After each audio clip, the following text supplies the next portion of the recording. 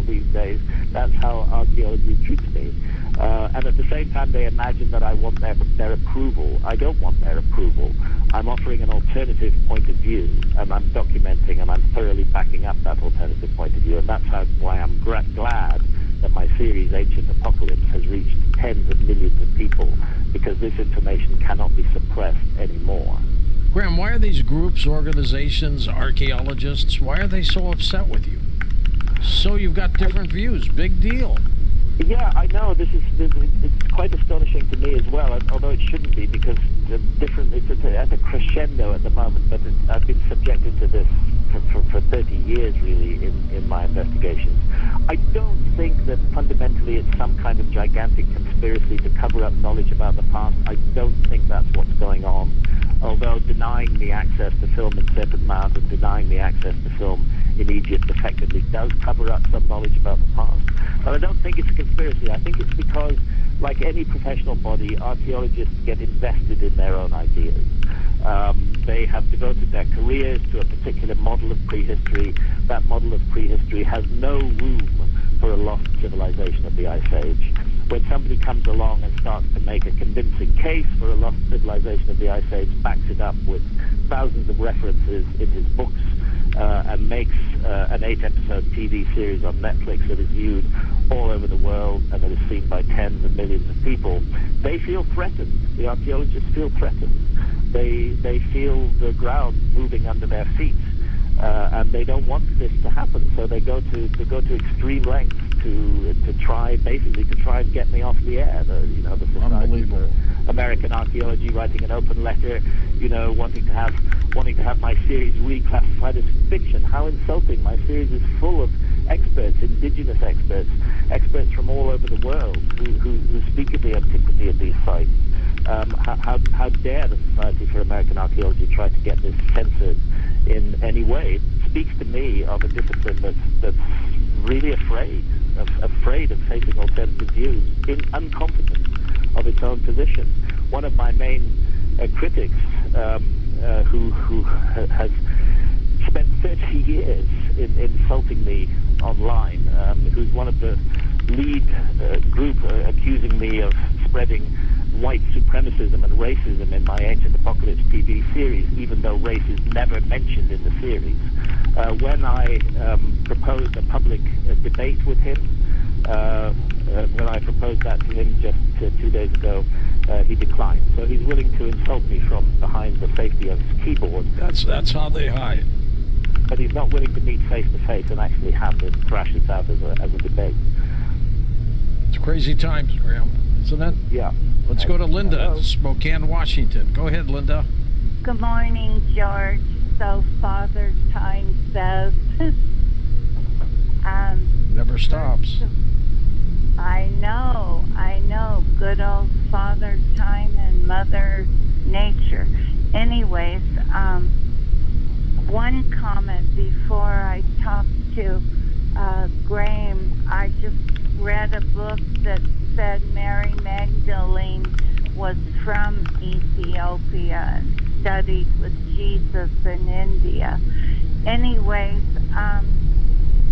Graham, I read your book, Entangled, and I heard recently that the aliens or an ET race or our ancestors took Neanderthal and Cro-Magnon and spliced through their cells 62 times to create humans, to telepathically insert technology into their minds so they... Well, I don't think technology is needed. I think it's very clear that the ancestors of anatomically modern humans and Neanderthals were interbreeding quite extensively. It's a theory of the Anunnaki, isn't it, Graham? Many modern populations have up to 5% of Neanderthal DNA and up to 4% of Denisovan DNA. I actually don't need the Anunnaki for this. We are talking about number one, his Netflix series, Ancient Apocalypse. Who came up with that name? Did you, Graham? That's great. Actually, no, I didn't. That suggestion came from Netflix and from ITN Productions, the production company. We took a long time to arrive at it, but it is the bottom line of this series, and that's why it makes sense. That what it comes down to, and what desperately needs to be understood by archaeologists, is the gigantic extent of the cataclysm that took place at the end of the Ice Age, and how radically it reshaped our world. And archaeology cannot claim to have the keys to the truth about the whole of the human past, while it ignores the implications of that ancient apocalypse. And that's what we reveal in episode 8 of the series, with the gradual build-up to that and the evidence that makes sense of it, the running into the debris stream of a fragmented, disintegrating comet, the bombardments, all of the evidence in the Younger Dryas boundary layer, this layer of soot and burnt earth all around the world, which contains nanodiamonds that are created in the shock and heat of the impact, which contains melted quartz that only melts at temperatures above 2,000 degrees centigrade, carbon microspherules, platinum, iridium. All of these are signatures of a global bombardment of fragments of a disintegrating comet, and it's right there at the roots of the time that we think of as the beginning of history. And my point is that it's not the beginning, it's a re-beginning, it's a rebooting of the human story, and we missed a hugely important episode. And I hope that the series will draw more attention to that idea, get more people thinking about that idea, and perhaps, who knows, even encourage eventually some archaeologists to actually investigate that idea instead of sneering at it. And we were talking before the break about the possible seeding of what creatures might have been on this planet that turned into humans, part of the Zecharia Sitchin theory of the Anunnaki. Not my theory, George, I have to say. Yeah. Not my theory. I need to be clear. I knew Zecharia. He was a great man. I once had the privilege of driving him from Stonehenge to London. He was passionate about his work. But you're professional enough to listen to the other side, unlike some of these other people who don't want to listen to you. Yeah, you bet. I want to listen to every side. I want to hear what everybody's got to say. And I spent a lot of time, by the way, listening to what archaeologists have to say. And if people actually read my books, if these critics actually read my books, instead of just pouring scorn on them, they'd find that I'm quoting mainstream archaeological papers, academic papers published in top scientific journals all around the world, that I give hundreds and in some cases thousands of references to such papers. The only difference is that I interpret the evidence in a different way from archaeologists. We're looking at the same evidence, and I'm offering an alternative interpretation based on 30 years of independent study. I have taught myself how to do this, and I think some of the best study is that way. I want to pay tribute to my friend and colleague Randall Carlson, a self-made geologist. He builds houses by profession, but he's a master of geology, and he's made himself that through self-study. Let's realize that the citizen, the everyday person, the man in the street, the woman in the street, is capable of contributing as much to the understanding of our past as the so-called elite archaeologists from Ivy League universities. We all have a share in knowing about the truth of our past, and we all have light to shed on that, and every view is welcome, because at the moment, it's a great unknown. I think they're jealous of you, Graham. Well, there may be an element of that. I suspect. It seems that this Netflix show has particularly annoyed them, because they would rather that the budget for the show had been given to a mainstream archaeologist to tell us yet again. That's right. Mainstream position, which we've been told repeatedly, endlessly, from the moment we entered school until the moment that we listened to any mainstream media program. Let's go to Gabriel in Brooklyn, New York. Go ahead, Gabe. Thanks for calling. Yes, I'd like to say, Mr. Nori, I love your show. Your show is my company when I'm working the night shift in Brooklyn. Thank you, Gabriel. And that was my dad's name, by the way. Oh, wow. It made my day, made my night, I mean. Mr. Hancock, I have a number of your books, and I'm currently reading Magic of the Gods. The question that I have is, what is your take on Adam's Calendar, which is found in South Africa? Yeah, it's a very interesting site. I've actually been there with Michael Tellinger, and I've been to some of the other... Adam's Calendar is particularly interesting because it's clearly and genuinely a megalithic site. The other sites that Michael is interested in, I'm not so sure. However, my approach really has not been to go further or more deeply into that particular mystery. I have so many other mysteries that I'm engaged in where I have more material at hand that I feel more urgently needs to be put out. But I keep an open mind on the whole Adams calendar story. I think that Africa is one of the great underserved areas by archaeology. There's been too little archaeology in Africa, not only in South Africa, but across the continent. Just think about the Sahara Desert. That's 9 million square kilometers that's hardly been studied by archaeology at all. And yet they claim to have complete knowledge or if not to have complete knowledge, to be the experts whom we should solely consult about our past. There's many mysteries in Africa. I'd like to see more work done on Adam's calendar. It's just not a mystery that It's in South Africa, isn't it? It's in South Africa. Yeah, and it's like Stonehenge a little bit, isn't it? Yeah, in the sense that there's a series of standing columns. Yes, it's a megalithic site of standing stone. Next up, let's go to Joe, Long Island, New York. Hey, Joseph, go ahead. Hey, Glenn, a couple of questions. First is, you were talking about the hunter-gatherer, survivalists, and possibly, very advanced technology people. Would they have had, I'm generalizing, a different approach to thinking about the supernatural and using the supernatural? Oh, yes. Yes, I think so. This is one of the reasons why I always say we shouldn't look for ourselves in the past, because our civilization has got particular hallmarks, and one of the hallmarks of our civilization is the absolute refusal to believe in anything that can't be weighed or measured or counted.